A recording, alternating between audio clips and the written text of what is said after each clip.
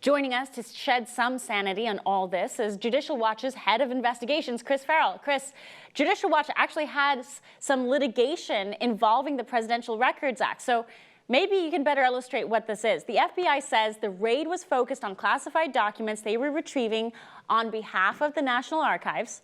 Tell us, Chris, what counts as an official presidential record? Does a thank you note count, for example?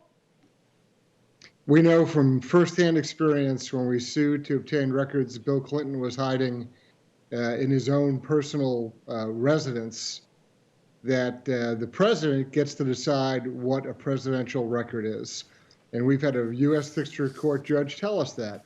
We were looking for documents and records, actually some recordings also, that Bill Clinton made with a historian named Taylor Branch, who was doing an oral history of the Clinton administration. We felt that that was publicly available information, that the public should have that oral history of his administration, or at least have access to it. We sued to obtain it.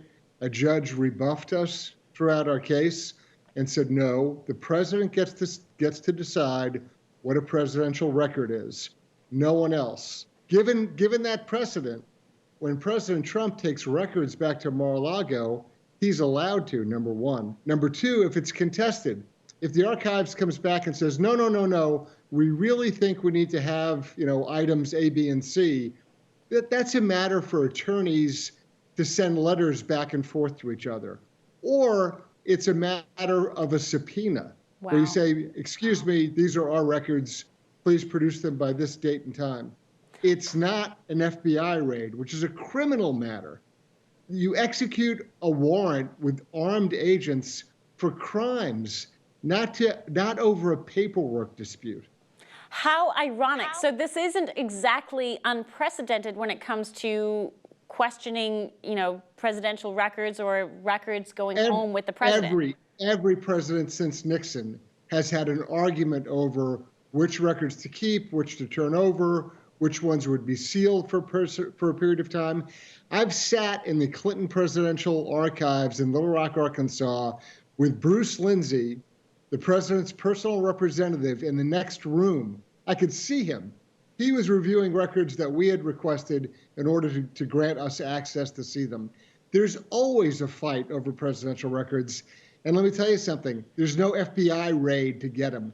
It doesn't happen. Chris, now there's concern coming from President Trump himself that the FBI might plant evidence now that they have used this guise to go in, collect materials.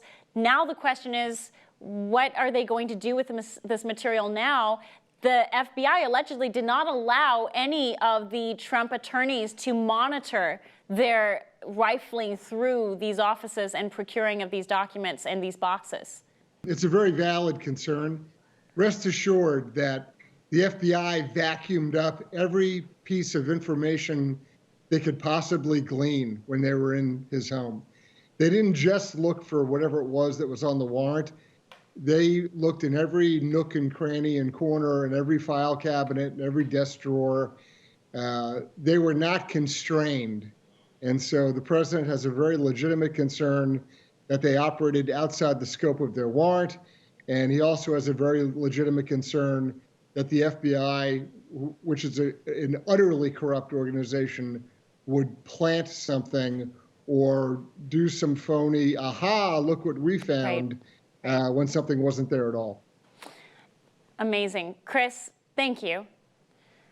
Thank you.